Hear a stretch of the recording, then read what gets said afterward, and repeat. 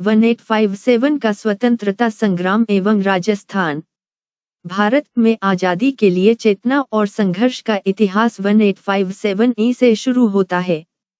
1857 ई का स्वतंत्रता संग्राम भारतीय इतिहास की महत्वपूर्ण घटना है। 1818 ई तक राजस्थान के विभिन्न राज्यों ने अंग्रेजों से संधियां कर ली थी, जिसमें यह निश्चित किया गया था कि राज्यों के आपसी विवादों का निपटारा अंग्रेज कंपनी सरकार ही करेगी।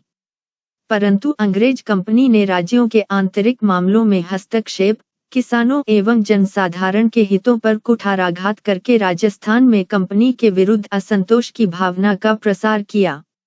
राजस्थान में 1857 की क्रांति के कारण वन कंपनी का राज्यों के आंतरिक शासन में हस्तक्षेप, संधि पत्र की शर्तों की अनदेखी करते हुए अंग्रेज राज्यों के आंतरिक प्रशासन में हस्तक्षेप करने लगे। उदाहरण 1839 ई में जोधपुर के किले पर अधिकार, मांगरोल के युद्ध में कोटा महाराव के विरुद्ध दीवान जालिम सिंह की मदद, मेवाड़ प्रशासन में बार बार हस्तक्षेप। अंग्रेजों ने राजाओं की प्रभुसत्ता समाप्त कर उन्हें अपनी कृपादृष्टि पर निर्भर बना दिया। राज्यों में उत्तराधिकार के प्रश्न पर असंतोष, निःसंतान राजाओं द्वारा गोद लेने संबंधी मामलों में कंपनी ने अपना निर्णय देशी रियासतों पर लादने की कोशिश की। उदाहरण 1826 ई में अलवर राज्य में हस्तक्षेप कर अलवर राज्य को 2 हिस्सों में बांट दिया। 1826 ई में भरतपुर के लोहागढ़ दुर्ग को नष्ट कर पॉलिटिकल एजेंट के अधीन काउंसिल की नियुक्ति। 1844 ई में बांसवाड़ा महारावल लक्ष्मण सिंह की नाबालिगी के कारण अंग्रेजी नियंत्रण की स्थापना। इन हस्तक्षेपों से कंपनी सरकार के विरुद्ध राजाओं में असंतोष की भावना बलवती होती गई। सामान्य जनता की भावना। राजस्थान में सामान्य जनता की भावना अंग्रेजों के विरुद्ध चरम पर थी। अंग्रेजों की अपनी धर्म प्रचार नीति, सामाजिक सुधार एवं आर्थिक नीतियों के कारण जनता ने अपने धर्म व जीवन में अंग्रेजों द्वारा हस्तक्षेप की संज्ञा दी। ढूंगजी, जवाहरजी एवं लोटू जाट द्वारा नसीराबाद की सैनिक छावनी को लूटना आम जनता में बहुत ही प्रसन्नता का कारण बना। राज्यों के आर्थिक मामलों में हस्तक्षेप।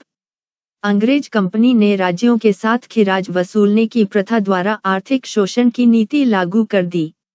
इसके अतिरिक्त राज्यों में शांति व्यवस्था के नाम पर धन वसूली की गई।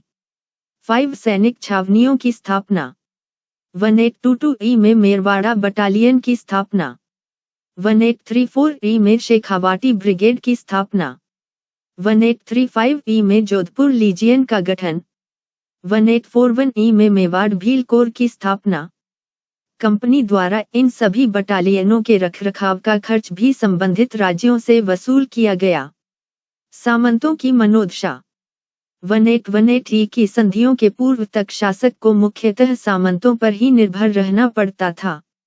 संधि के पश्चात सामंतों पर उनकी निर्भरता प्रायः समाप्त हो गई।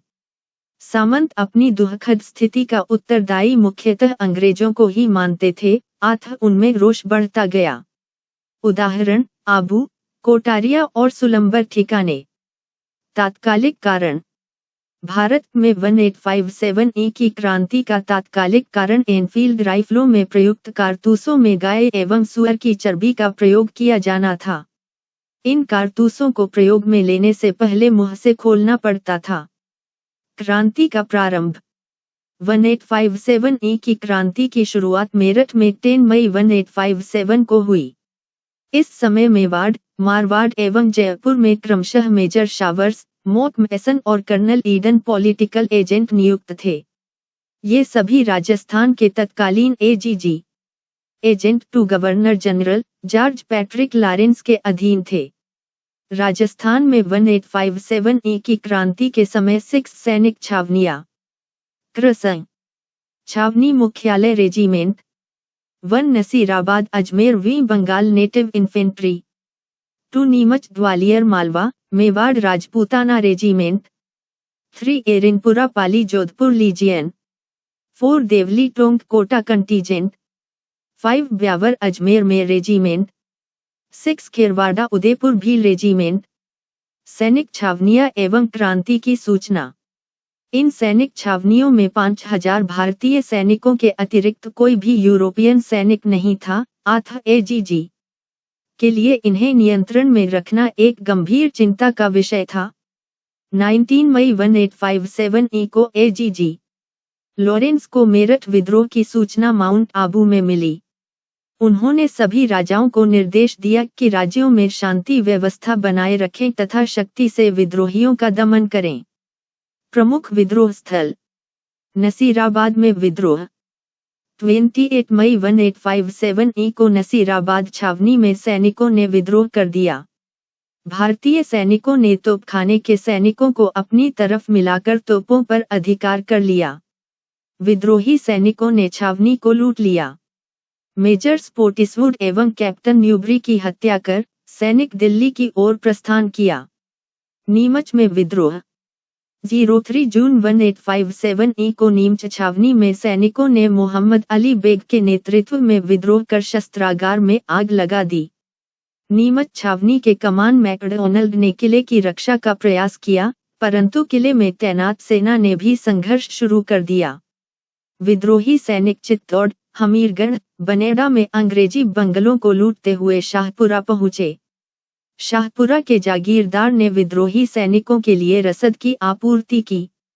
नीमच में क्रांति की सूचना पाते ही शावर्स ने मेवाड़ की एक पलटन को क्रांतिकारियों को निकालने भेजा और स्वयं नीमच की ओर बढ़ा। शावर्स ने कोटा, बूंदी तथा मेवाड़ की सेनाओं की सहायता से नीमच पर पुनः अधिकार कर लिया। एरिनपुरा में विद्रोह। 21 अगस्त 1857 ई को एरिनपुरा में विद्रोह प्रारंभ हो गया। जोधपुर लीजियन ने मोती खां, सूबेदार शीतल प्रसाद एवं तिलक राम के नेतृत्व में विद्रोह का बिगुल बजा दिया। क्रांति के नेताओं के आदेशानुसार चलो दिल्ली, मारो फिरंगी के नारे लगाते हुए दिल्ली की ओर चल पड़े। आबू का कूच करके नसीर खां से मिला और इन्हें अपने साथ आबू ला गया। आबू में विद्रोह। क्रांति का नेतृत्व ठाकुर कुशाल सिंह चंपावत द्वारा किया गया। आबू, आसोब, आलनियावास, लांबिया, गुलर, रूपावास परगना के सैनिकों ने 8 सितंबर 1857 ई को बितौड़ा, पाली में कैप्टन हीथकोट व जोधपुर महाराजा तख्त सिंह की संयुक्त सेना को पराजित किया। 18 सितंबर 1857 ई को क्रांतिकारियों तथा जोधपुर के पॉलिटिकल एजेंट मॉकमेसन के बीच चेलावास का युद्ध हुआ। इस युद्ध में मॉकमेसन का सिर काटकर आबूवा किले के दरवाजे पर लटका दिया गया। ब्रिगेडियर होम्स के नेतृत्व में सेना ने जनवरी 1858 में आबूवा पर आक्रमण कर किले पर अधिकार कर लिया। आबूवा की क्रांति को आज भी लोग होली आदि के लोकगीतों के माध्यम से याद करते हैं। ढोल बाजे चंग बाजे, भला बाजे बांकियो, एजेंट को मारकर दरवाजे पर टांकियो। कोटा में विद्रोह। क्रांति की शुरुआत 15 अक्टूबर 1857 ई को लाला जयदयाल व मेहराब अली खां के द्वारा की गई। राजस्थान में सबसे ज्यादा सुनियोजित व सुनियंत्रित क्रांति कोटा में हुई। विद्रोही सैनिकों ने कैप्टन बर्टन का सिर काटकर पूरे कोटा शहर में घुमाया। कोटा के महाराव राम सिंह द्वितीय को क्रांतिकारियों के द्वारा कोटा दुर्ग में कैद कर दिया गया। अन्य शरण स्थल बनेड़ा, कोठारिया आदि क्रांतिकारियों के शरण स्थल बने हुए थे। क्रांति का समापन। जून 1858 तक अंग्रेजों ने अधिकांश रियासतों पर पुनः अपना नियंत्रण स्थापित कर लिया। तांत्या टोपे, कोटा के क्रांतिकारी जयदयाल तथा मेहराब अली खां को फांसी पर चढ़ा दिया गया। 1857 ई की क्रांति की असफलता के कारण। 1857 ई का स्वाधीनता आंदोलन राजस्थान में पूरी निष्ठा और जोश के साथ चला, परंतु अपेक्षित सफलता नहीं मिली। अधिकांश राजा महाराजाओं द्वारा अंग्रेजों को भरपूर सहयोग प्रदान किया गया। 2 क्रांति समय से पूर्व प्रारंभ हो गई। 3 क्रांति की शुरुआत कुछ सीमित स्थानों पर हुई। 4 कोटा, नसीराबाद, भरतपुर, धौलपुर, टोंक आदि में विद्रोह अलग अलग समय पर शुरू हुए। 5 कुशल एवं संगठित नेतृत्व का अभाव था। 6 राजस्थान के क्रांतिकारियों में परस्पर तालमेल नहीं था। 7 उनके पास साधनों का अभाव था। 8 मारवाड़, मेवाड़ व जयपुर आदि के शासकों ने तांत्या टोपे का सहयोग नहीं किया। क्रांति के परिणाम। राजस्थान के शासकों ने क्रांति के प्रवाह को रोकने के लिए पर्याप्त प्रयास किए। ब्रिटिश सरकार ने राजाओं को अंग्रेजी शिक्षा देना प्रारंभ किया, पुरस्कार देना व उपाधियां देना भी शुरू किया। सामंतों ने अंग्रेजों के विरुद्ध संघर्ष किया था, इसलिए क्रांति की समाप्ति के पश्चात अंग्रेजों ने सामंत वर्ग की शक्ति को समाप्त करने की नीति अपनाई। अंग्रेजी शिक्षा पद्धति का विस्तार किया गया, ताकि नौकरशाही में अंग्रेजी शिक्षा प्राप्त अनुभवी एवं स्वामी भक्त व्यक्तियों की भर्ती की जा सके। अंग्रेजों ने अपने सैनिक एवं व्यापारिक हितों की पूर्ति के लिए यातायात के साधनों का विकास किया। 1857 की क्रांति भले ही अपने उद्देश्यों को प्राप्त न कर सकी, परंतु इसने ब्रिटिश साम्राज्यवाद की जड़ों को हिलाकर रख दिया। यह क्रांति आगे की पीढ़ियों के लिए प्रेरणा स्रोत बनी, जो 1947 में भारत की आजादी में महत्वपूर्ण सोपान सिद्ध हुई। आधुनिक राजस्थान का निर्माण। राजस्थान के एकीकरण की पृष्ठभूमि। आज राजस्थान की जो भौगोलिक एवं राजनीतिक स्थिति हम देख रहे हैं, वह कई अथक प्रयासों से देशी रियासतों व रजवाड़ों के विलय के उपरांत अस्तित्व में आई। राजस्थान एकीकरण की सुगबुगाहट 1939 में वायसराय लॉर्ड लिनलिथगो के एक आदेश के उपरांत प्रारंभ हो गई थी। अखिल भारतीय देशी राज्य सेवा परिषद ने एक प्रस्ताव पारित कर यह निर्णय किया कि जिन रियासतों व ठिकानों की आय 50 लाख रुपए से कम व जनसंख्या 20 लाख से कम हो, उन्हें पड़ोस के बड़े राज्य में मिला दिया जाए। यद्यपि यह कार्य इतना सरल नहीं था, किंतु प्रजामंडल आंदोलन द्वारा जनजागृति व एकीकरण की प्रक्रिया को आगे बढ़ाया गया। 22 मई 1946 के ज्ञापन द्वारा ब्रिटिश सरकार ने देशी रियासतों को एकीकरण की प्रक्रिया शीघ्र पूर्ण करने हेतु कहा।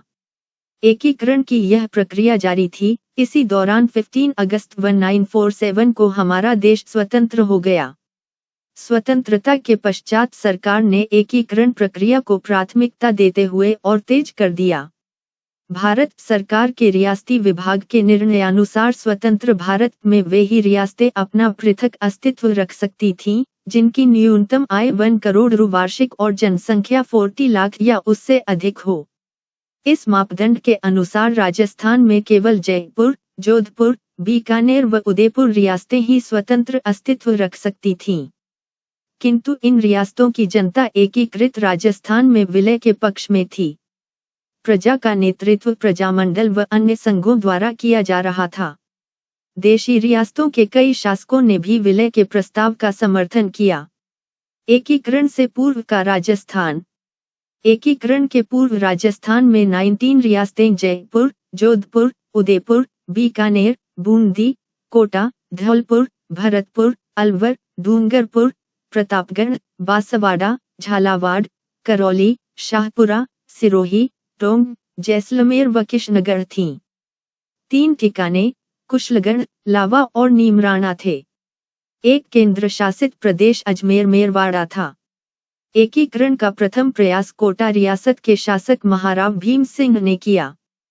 कोटा के बाद महाराणा मेवाड़ ने 25 व 26 जून 1946 को इसी प्रक्रिया को आगे बढ़ाते हुए उदयपुर में राजस्थान, गुजरात, मालवा के कतिपय शासकों का एक सम्मेलन किया। इसी तरह के अन्य सम्मेलन जयपुर, बूंदी, कोटा व झालावाड़ के शासकों ने भी बुलाए, किंतु यह प्रयास उनके निजी हितों के पोषण के ही थे, इसलिए प्रक्रिया पूर्ण नहीं हो सकी। शासकों के समानांतर ही जनता से सीधे जुड़ी संस्थाएं एवं संगठन भी एकीकरण की प्रक्रिया में सक्रिय रहे। राज्य प्रजा परिषद व प्रजामंडल के प्रयास संपूर्ण राजस्थान को एक इकाई के रूप में गठित कर भारतीय संघ में शामिल करने के लक्ष्य को लेकर जारी थे। एकीकरण के कारण। राजस्थान का एकीकरण एक जटिल एवं चुनौतीपूर्ण प्रक्रिया थी। दीर्घकाल से अस्तित्व में रही देशी रियासतों एवं ठिकानों को एक ही सामान्य प्रशासनिक व्यवस्था के तहत लाना कठिन कार्य था। इन रियासतों में जनसंख्या, सामाजिक रीति रिवाज, आर्थिक व राजनीतिक विभिन्नताएं थीं। नवंबर 1956 में आधुनिक राजस्थान के निर्माण का कार्य पूरा किया गया। 7 प्रमुख चरणों से गुजरते हुए राजस्थान अपने आधुनिक स्वरूप में आया। अंग्रेजों ने अपने सैनिक एवं व्यापारिक हितों की पूर्ति के लिए यातायात के साधनों का विकास किया। राजस्थान के एकीकरण के प्रमुख चरण। चरण: राज्य का नाम, गठन की तारीख, एकीकरण की संक्षिप्त प्रक्रिया। प्रथम मत्स्य संघ 1718 मार्च 1948 शामिल रियासतें: अलवर, धौलपुर, भरतपुर एवं करौली। राजधानी: अलवर। राज्य प्रमुख: उदयभान सिंह, धौलपुर महाराजा। प्रधानमंत्री: शोभाराम कुमावत। द्वितीय पूर्व राजस्थान राजस्थान संघ 25 मार्च 1948 शामिल रियासतें: झालावाड़, टोंक, डूंगरपुर, प्रतापगढ़, किशनगढ़ एवं शाहपुरा रियासतें। ठिकाने: कुशलगढ़ एवं लावा। राजधानी: कोटा। राज्य प्रमुख: भीम सिंह, कोटा महाराव। प्रधानमंत्री: गोकुललाल असावा। तृतीय संयुक्त राजस्थान 18 अप्रैल 1948 संयुक्त राजस्थान में उदयपुर, मेवाड़ का विलय किया गया। तृतीय चरण: संयुक्त राजस्थान। राज्य प्रमुख: मेवाड़ के भूपाल सिंह। प्रधानमंत्री: माणिक्यलाल वर्मा। संयुक्त राजस्थान का उद्घाटन: पंडित जवाहरलाल नेहरू। चतुर्थ चरण: वृहद राजस्थान। गठन की तारीख: 30 मार्च 1949। संयुक्त राजस्थान में जयपुर, जोधपुर, बीकानेर एवं जैसलमेर का विलय राजस्थान में हुआ। राज्य प्रमुख: जयपुर के मान सिंह द्वितीय। प्रधानमंत्री: हीरालाल शास्त्री। महाराज प्रमुख: महाराणा भूपाल सिंह। उद्घाटन: सरदार वल्लभ भाई पटेल। पंचम चरण: संयुक्त वृहद राजस्थान। गठन की तारीख: 15 मई 1949। वृहद राजस्थान में मत्स्य संघ और नीमराणा ठिकाने का विलय किया गया। षष्ठ चरण: राजस्थान। गठन की तारीख: 26 जनवरी 1950। सिरोही, देलवाड़ा एवं आबू क्षेत्र को छोड़कर का विलय किया गया। सप्तम चरण: राजस्थान। गठन की तारीख: 01 नवंबर 1956। राजस्थान में आबू, देलवाड़ा, अजमेर, मेरवाड़ा एवं मंदसौर, मप्र के सुनेल टप्पा क्षेत्र का विलय कर एकीकरण की प्रक्रिया पूर्ण की गई। झालावाड़ का सिरोंज क्षेत्र मध्य प्रदेश को सौंपा गया। 1857 की क्रांति। राजस्थान में मराठा हस्तक्षेप। मुगल साम्राज्य के पतन के पश्चात देश में उत्पन्न अराजकता से राजस्थान में अराजकता ही रही। राजपूतों की मृत्यु से उत्पन्न शक्ति रिक्तता को एक वारिस तो मराठों ने भर दिया। मराठों ने दक्षिण में प्रभुत्व स्थापित करने के पश्चात मालवा और गुजरात में अपना प्रभाव स्थापित कर लिया था। अतः अब उनके लिए राजस्थान में प्रवेश करना सहज हो गया था। मई 1711 ई में मराठों ने पहली बार मंदसौर के निकट मेवाड़ी क्षेत्र पर धावा किया। उदयपुर महाराणा संग्राम सिंह ने मराठा समस्या पर जयपुर शासक जय सिंह और मुगल बादशाह मुहम्मद शाह से विचार विमर्श किया। 1724 ई के बाद राजस्थान में मराठा आक्रमणों में तेजी आई। अप्रैल 1734 ई में बूंदी के पदच्युत शासक बुद्ध सिंह ने मराठों की सहायता से दलेल सिंह को गद्दी से हटाया, जो राजस्थान में मराठों को आंतरिक संघर्ष में आमंत्रित करने का प्रथम अवसर था। मालवा पर अधिकार। 1735 ई में मालवा पर अधिकार करने के बाद मराठों को राजस्थान पर आक्रमण का आसान मार्ग मिल गया। प्रारंभ में मराठे कोटा, मेवाड़, डूंगरपुर, बांसवाड़ा से धन प्राप्त कर संतुष्ट रहे, बाद में राजाओं और सेठ साहूकारों को भी लूटने लगे। मराठों ने बूंदी, जोधपुर और जयपुर रियासतों के आंतरिक मामलों में हस्तक्षेप करना शुरू किया। चौथ व सरदेशमुखी। मराठा शासक शाहू ने पेशवा बाजीराव को राजस्थान से चौथ और सरदेशमुखी प्राप्त करने का आदेश दिया। 1732 ई में सवाई जय सिंह, जो मालवा का सूबेदार था, मराठों से गिरा और पराजय स्वीकार कर 28 परगने मराठों को दे दिए। 1761 से 1791 ई के मध्य राजस्थान की अधिकांश रियासतों की कमजोर स्थिति के कारण विभिन्न राज्यों पर मराठों का प्रभुत्व हो गया। हुरडा सम्मेलन, जुलाई 1734 ई। मराठों के बढ़ते हस्तक्षेप से मुक्ति पाने के लिए जयपुर, जोधपुर, उदयपुर, कोटा, कृष्णगढ़, नागौर, बीकानेर के शासक मेवाड़ के हुरडा नामक स्थान पर एकत्र हुए। 17 जुलाई 1734 को एक संधि पत्र पर हस्ताक्षर हुए, जिसमें विपत्ति में सहयोग, शत्रु को शरण न देने और वर्षा ऋतु के बाद चंपापुर में एकत्र होने का वादा किया गया। यह सम्मेलन राजपूत शासकों के आपसी द्वेष, प्रतिद्वंद्विता, स्वार्थी नीतियों के कारण असफल रहा। पेशवा की राजस्थान यात्रा। पेशवा अक्टूबर 1735 में उत्तर भारत की यात्रा पर निकला। उसने महाराजा जगत सिंह का आतिथ्य स्वीकार किया और उपहार तथा चौथ का समझौता हुआ। फिर वह जयपुर आया। जयसिंह ने मराठों और मुगलों में समझौता करवाना चाहा, परंतु यह असफल रहा।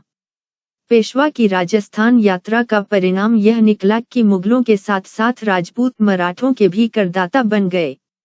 दुराह सराय की संधि 1738 मुगल सम्राट की ओर से निजाम ने बिना युद्ध किए मराठों को मालवा की सूबेदारी और 50 लाख रुपए पेश किए। मारवाड़ में चौथ 1742 मराठों ने मारवाड़ में सोजत, रायपुर और जैतारण परगनों में चौथ वसूल करना शुरू किया। तुंगा का युद्ध 1787 राजपूतों ने संगठित होकर तुंगा नामक स्थान पर मराठों को परास्त किया। मराठा शक्ति का क्षीण होना 1791 के बाद मराठा शक्ति क्षीण होने लगी और अंग्रेजों ने राजस्थान में घुसने का प्रयास किया।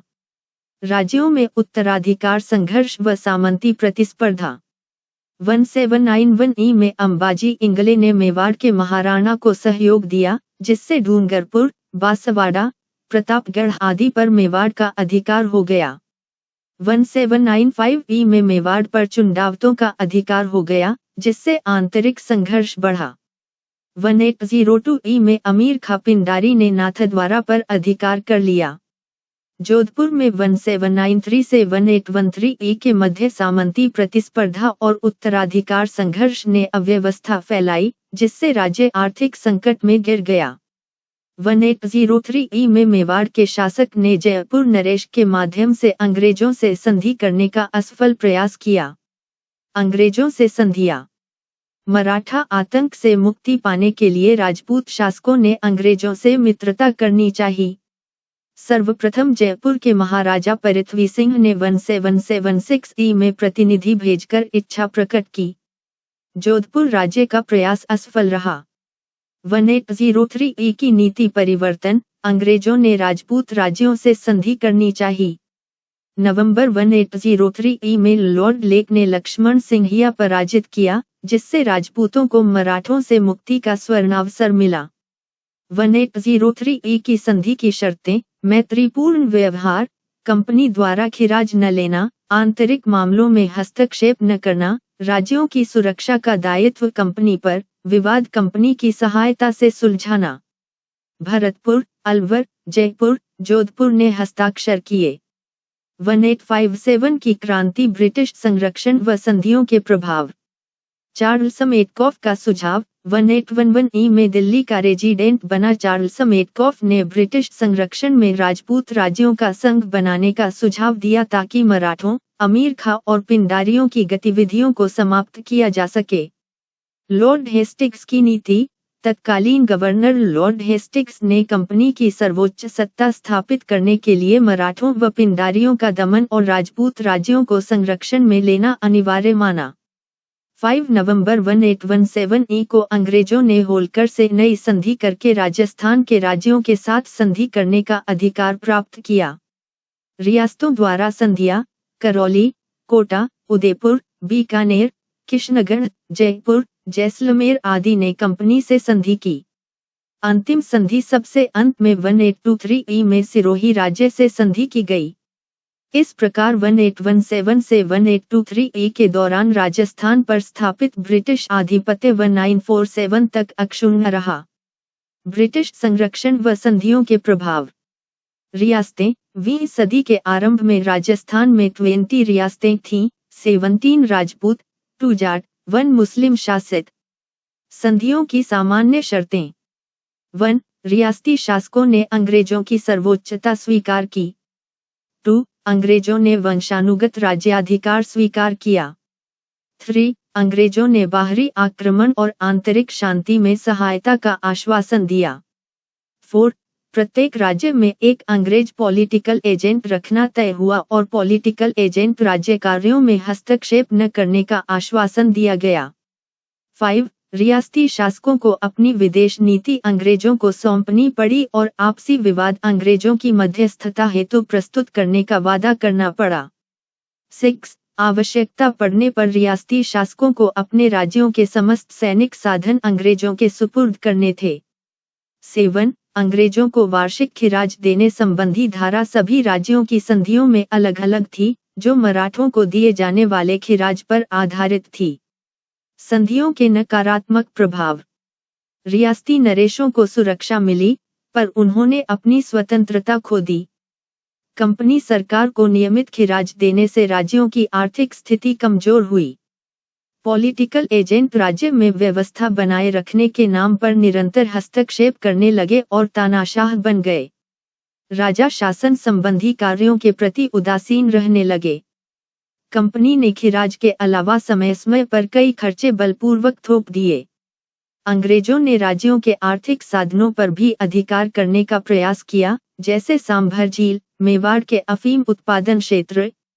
शांति और व्यवस्था के नाम पर स्थापित अंग्रेजी सैनिक टुकड़ियों का खर्च संबंधित राज्यों को वहन करना पड़ता था, जिससे राज्यों की आर्थिक स्थिति और कमजोर हुई। जनसंतोष के कारण। संधियों का उद्देश्य। राजपूत शासकों ने मराठा आतंक से सुरक्षा तथा सामंतों पर नियंत्रण के लिए अंग्रेजों से 1818 की संधि की। सामंतों पर प्रभाव। अंग्रेजों की सहायता से सामंतों की शक्ति कुचलने का प्रयास किया गया। सामंतों की सैनिक सेवा के बदले नकद रुपया वसूल किया जाने लगा। जागीर क्षेत्रों में सामंतों के विशेषाधिकार समाप्त किए गए, जैसे निवासियों का स्थान बदलने से रोकना, राहदारी और दाना पानी शुल्क। 20वीं सदी के अंत तक जागीर क्षेत्रों में सामंतों का नेतृत्व और प्रभाव कम हुआ। उत्तराधिकार और हस्तक्षेप। डूंगरपुर में शासक जसवंत सिंह को हटाकर प्रतापगढ़ के शासक के पौत्र दलपत सिंह को बैठाया, जिससे जनता में घृणा उत्पन्न हुई। जयपुर में राजमाता भटियाणी को अधिकारच्युत करने के प्रयास पर लोगों ने कमान ब्लेक की हत्या कर दी। कोटा में अंग्रेजों ने महाराव किशोर सिंह के विरुद्ध फौजदार जालिम सिंह का समर्थन किया, जिससे हाड़ा राजपूत अंग्रेजों के विरुद्ध उठ खड़े हुए।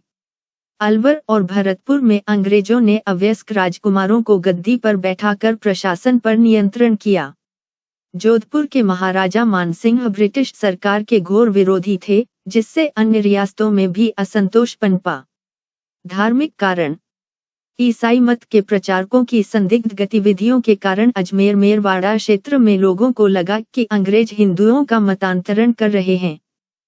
कवि बांकीदास, राधोदास, सांधु गांजी तथा महाकवि सूर्यमल्ल मिश्रण ने ब्रिटिश सत्ता के भक्त शासकों की निंदा और ब्रिटिश सत्ता विरोधी शासकों व सामंतों की प्रशंसा कर ब्रिटिश विरोधी भावनाओं को पनपाया।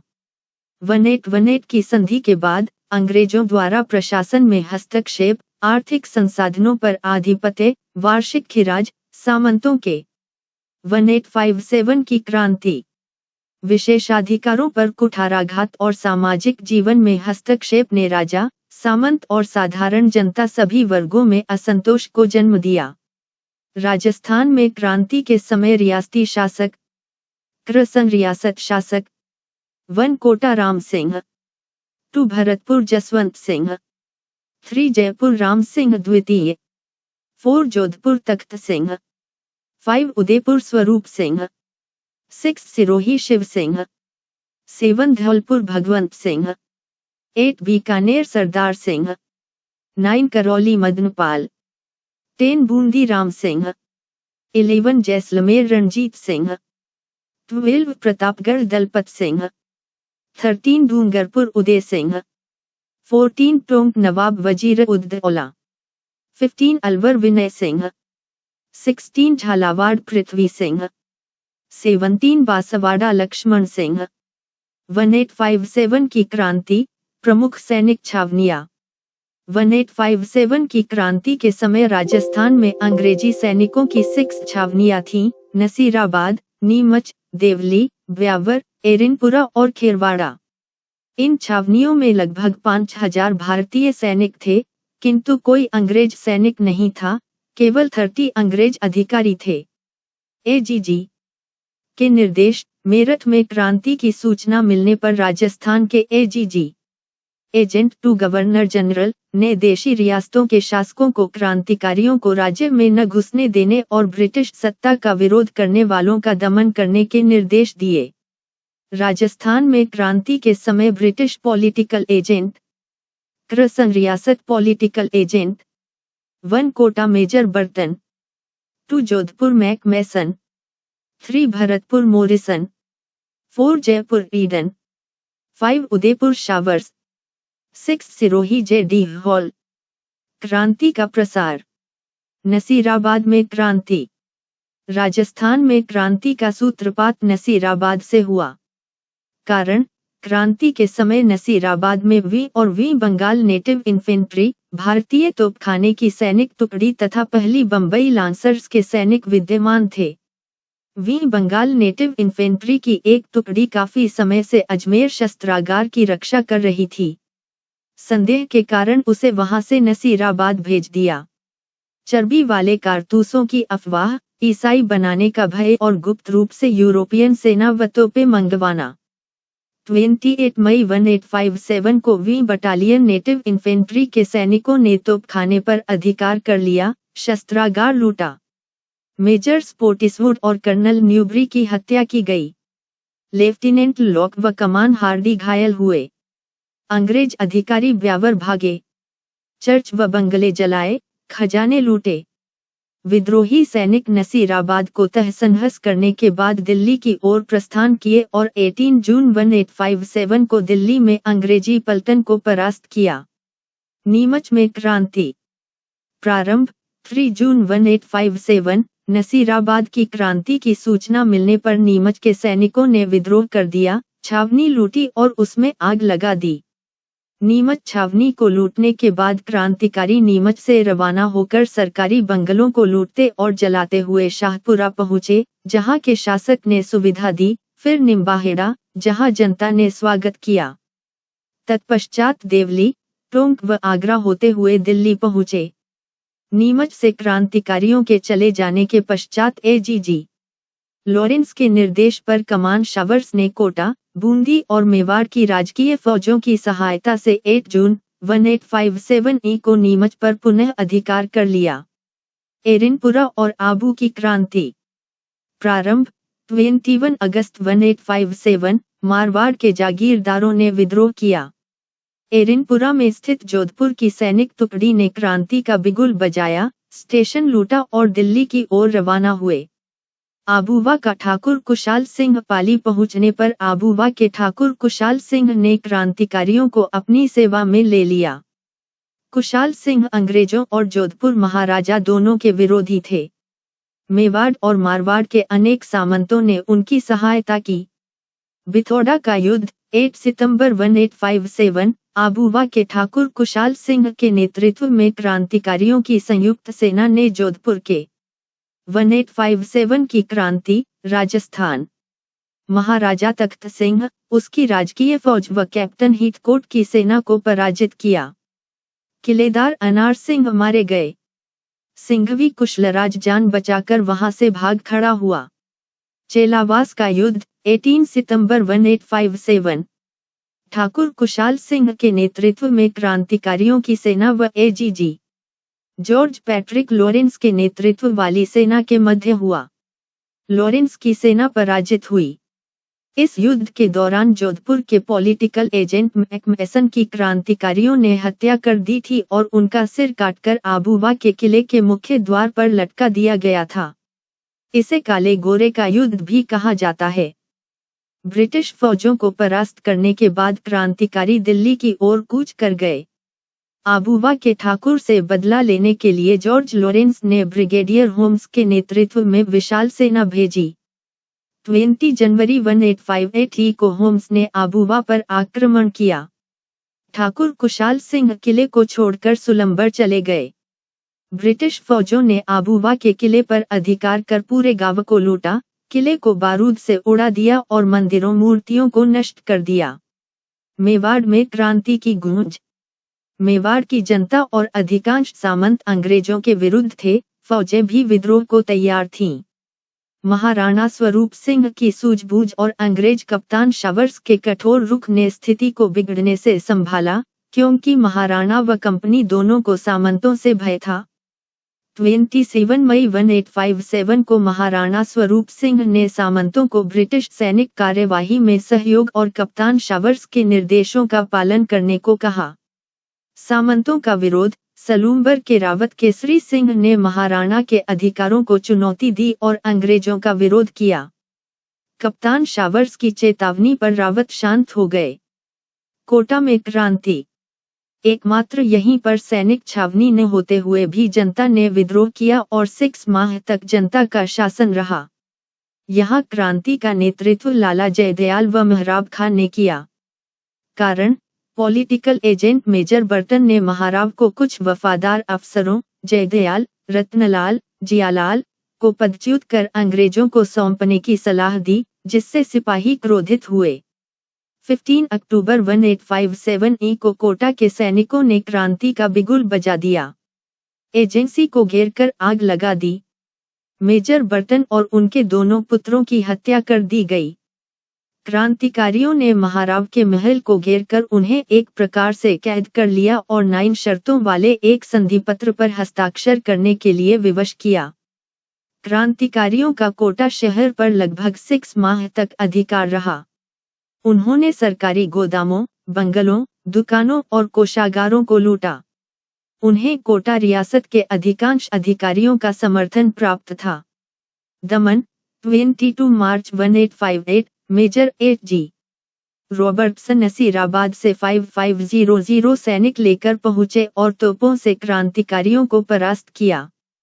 कोटा क्रांतिकारियों के नियंत्रण से मुक्त कराया गया। जयदयाल को गिरफ्तार करके तोप से उड़ा दिया गया। कोटा में भीषण विद्रोह को दबाने और महाराव रामसिंह द्वितीय की सहायता के लिए करौली के शासक मदनपाल ने अपनी सेना भेजी थी। अन्य राज्यों में क्रांति की गूंज। भरतपुर। मथुरा में विद्रोह के बाद भरतपुर शहर में उत्तेजना फैली और सेना ने क्रांति का बिगुल बजाया। महाराजा ने पॉलिटिकल एजेंट मेजर मॉरिसन को भरतपुर छोड़कर जाने की सलाह दी। गुर्जर व मेवाती जनता ने क्रांति में खुलकर भाग लिया।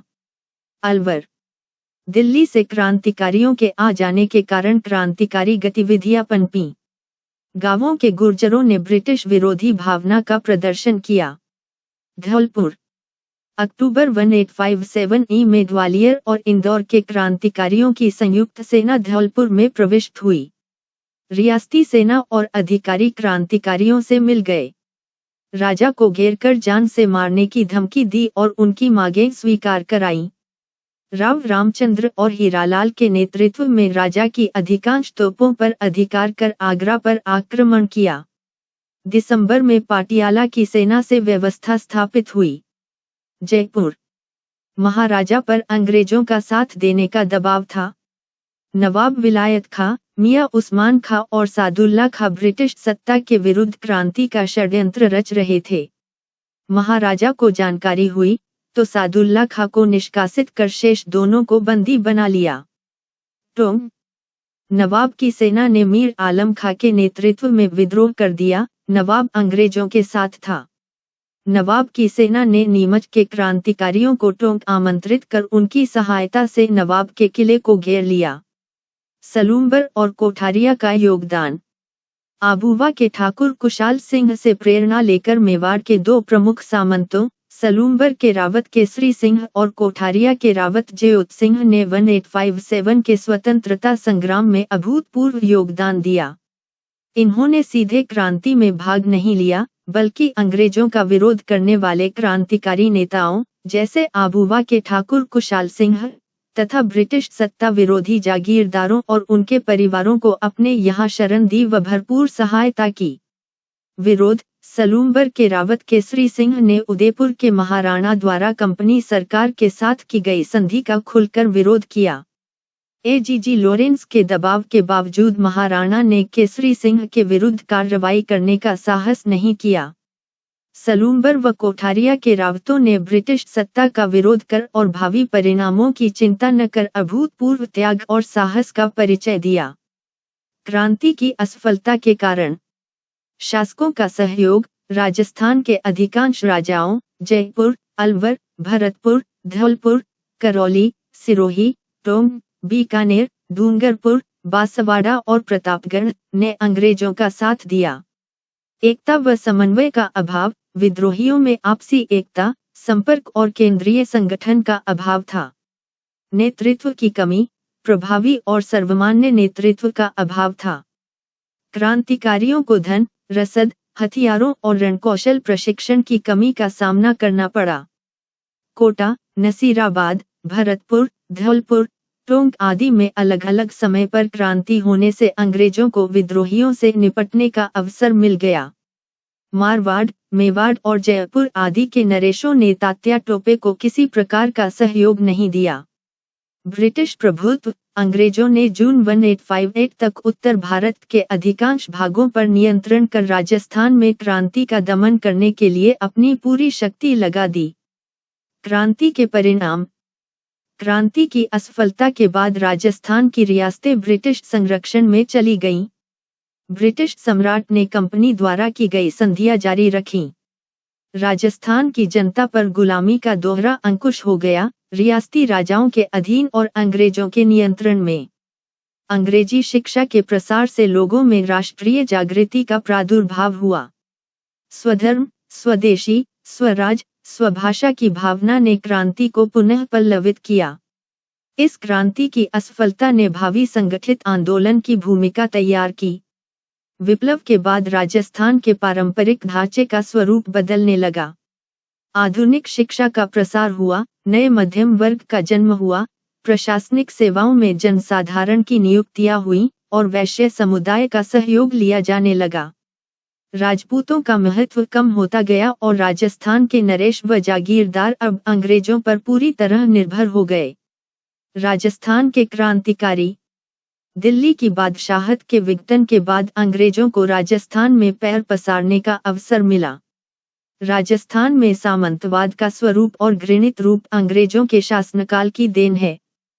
भरतपुर के राजा रणजीत सिंह ने अंग्रेजों से संधि के बावजूद मराठा सरदार होलकर को अंग्रेजों के हवाले करने से इनकार कर दिया, जिसके परिणाम स्वरूप अंग्रेजों ने भरतपुर पर हमला किया। इस देश के अनेक साम्राज्यवादी कविताओं का संबंध भरतपुर से है। कविराजा बांकीदास का योगदान। कविराजा बांकीदास निधन 1833 जोधपुर नरेश मानसिंह के राजकवि और काव्य गुरु थे, जिन्हें विभिन्न भाषाओं और इतिहास का गहरा ज्ञान था। उनकी श्रृंगारिक नागरी प्रचारिणी सभा से 3 खंडों में प्रकाशित हुई है, जिसमें 2700 ऐतिहासिक बातों, कहानियों संकलित हैं। उन्होंने आयु राठौट रुना जैसी कविताएं लिखीं, जो अंग्रेजों के भरतपुर पर आक्रमण के संदर्भ में थीं और अंग्रेजों की हार पर उल्लास व्यक्त करती थीं। बांकीदास ने अपनी कविताओं में भारत के सामंतों, विशेषकर जोधपुर, उदयपुर और जयपुर जैसे राज्यों की बिना लड़े अपनी भूमि अंग्रेजों को सौंपने पर गहरा क्षोभ व्यक्त किया। उनकी प्रसिद्ध पंक्तियां हैं। आयो अंग्रेज मुल्क रे ऊपर, आहस लीधा खींची उरा धनिया मरने दीधी धरती, धनिया झुमो गई धरा। अर्थात अंग्रेज मुल्क पर चढ़ आया, उसने देश का सत खींच लिया और अब के स्वामियों के प्राण रहते भी धरती उनके हाथ से निकल गई। उन्होंने ऐसे संधि करके गढ़ी बचाए रखने वाले सामंतों को वास्तविक स्वतंत्र नहीं माना। राजस्थान के प्रमुख क्रांतिकारी एवं उनका योगदान। दूंजी जवाहिर जी, सीकर। 1857 के स्वतंत्रता संग्राम में सीकर क्षेत्र के काका भतीजा दूंगी जवाहिर जी प्रसिद्ध देशभक्त थे। दूंजी शेखावाटी ब्रिगेड में रिसालदार थे, जिन्होंने नौकरी छोड़ दी और डाकुओं की सहायता से धनी लोगों से धन लूट कर जरूरतमंद व्यक्तियों की सहायता की और अंग्रेज छावनियों को भी लूटा। दूंजी के साले भैंस सिंह ने दूंजी को भोजन पर अपने यहाँ बुलाया और वहाँ अत्यधिक शराब पिलाकर उन्हें पकड़वा दिया। अंग्रेजों ने उन्हें आगरा की दुर्ग में बंद कर दिया। भैंस सिंह के धोखे से दूंजी को आगरा के दुर्ग में कैद किया गया। लोटिया जाट और करना मीणा ने अपनी वीरता और बुद्धिमत्ता से दूंजी को आगरा से छुड़वाया।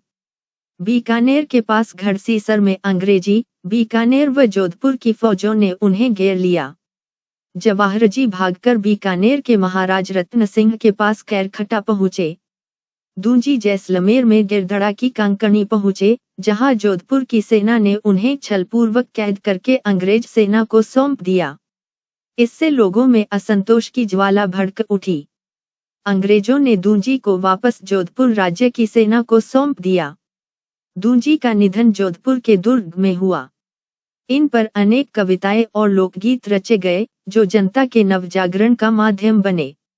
लोहजी निठारवाल, सीकर 1804-1855 लोहजी निठारवाल का जन्म 1804 में सीकर के रींगस में एक जाट परिवार में हुआ था। वे दूंजी जवाहिरजी के साथी थे। जब दूंजी को आगरा जेल में कैद किया गया, तो लोहजी ने नाला सिंह, सांबल गुर्जर व करना मीणा आदि के साथ मिलकर बारात के रूप में आगरा पहुंचकर उन्हें रिहा करवाया। इसके बाद वे दूंजी जवाहिरजी के साथ अंग्रेज विरोधी गतिविधियों में सक्रिय रहे। उनकी मृत्यु 1855 में हो गई। अमरचंद बांटिया, बीकानेर 1793-1858 अमरचंद बांटिया का जन्म बीकानेर में हुआ था और वे ग्वालियर में व्यापारी थे। 1857 के प्रथम स्वतंत्रता संग्राम में उन्होंने आजादी की लड़ाई का चाव रखते हुए अपनी पूरी धन संपत्ति तात्या टोपे को देने का प्रस्ताव किया। इस कुर्बानी के कारण ब्रिटिश सत्ता द्वारा उन्हें फांसी पर लटकाया गया, जिससे वे ब्रिटिश सत्ता द्वारा फांसी पर लटकाए गए राजस्थान के प्रथम व्यक्ति, शहीद थे। विजय सिंह पथिक 1882-1954 बिजौलिया। इनका मूल नाम भूप सिंह था। इनका जन्म 1882 में गुठावली, बुलंदशहर, उत्तर प्रदेश में हुआ था, लेकिन उनकी कर्मभूमि राजस्थान थी। वे वीर भारत सभा एवं राजस्थान सेवा संघ के संस्थापक तथा संपूर्ण भारत में किसान आंदोलन के जनक माने जाते हैं। उनका गहरा संबंध बिजौलिया किसान आंदोलन से था। उन्होंने अजमेर में रासायनिक क्रांति की क्रांतिकारी गतिविधियों, क्रांतिकारियों की भर्ती व प्रशिक्षण में महत्वपूर्ण भूमिका निभाई। उन्होंने राजस्थान केसरी, नवीन राजस्थान, तरुण राजस्थान आदि समाचार पत्रों के माध्यम से राजस्थान में जनजागृति फैलाई। अर्जुनलाल सेठी 1880-1941 जयपुर। उनकी जन्मभूमि जयपुर थी। सेठी ने राजस्थान में सशस्त्र क्रांति और जनजागृति का अलख जगाया।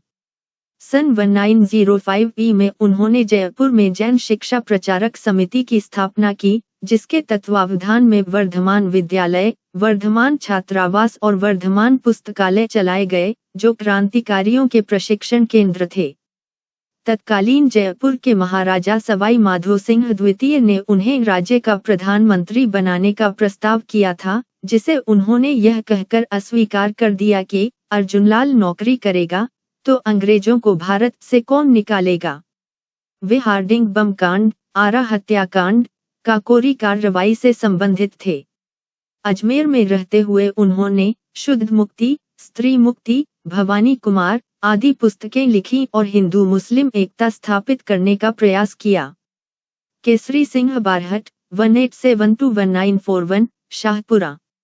राजस्थान के प्रसिद्ध कवि एवं क्रांतिकारी केसरी सिंह बारहट का जन्म 1872 में देवपुरा, शाहपुरा में हुआ था और उनकी कर्मभूमि कोटा थी।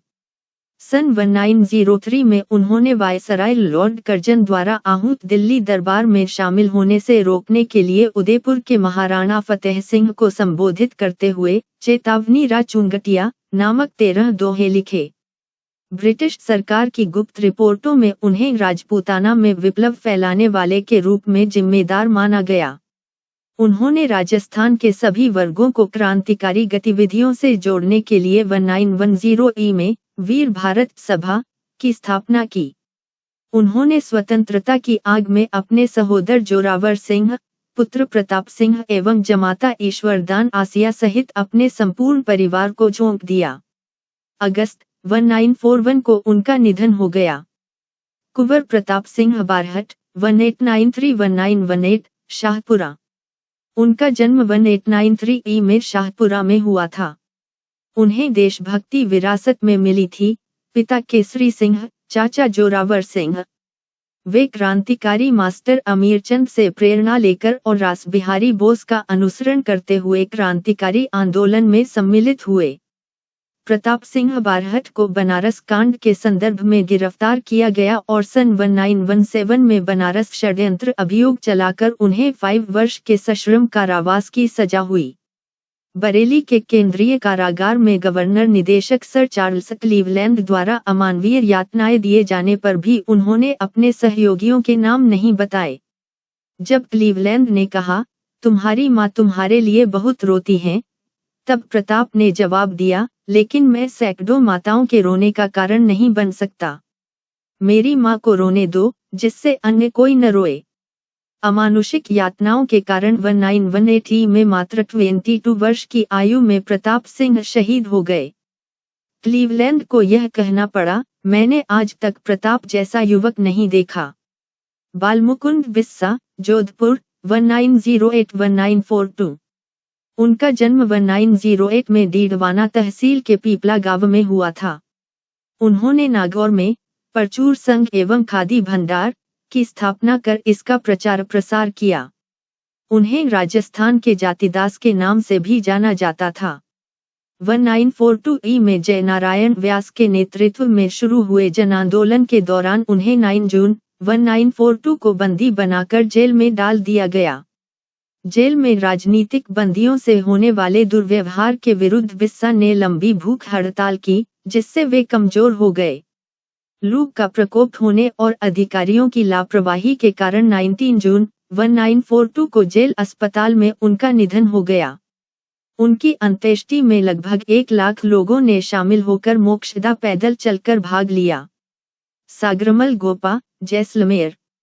जैसलमेर में जन्मे सागरमल गोपा ने अत्याचारी निरंकुश राजशाही का कड़ा विरोध कर जैसलमेर राज्य में राजनीतिक चेतना उत्पन्न करने और शिक्षा प्रसार पर विशेष जोर दिया।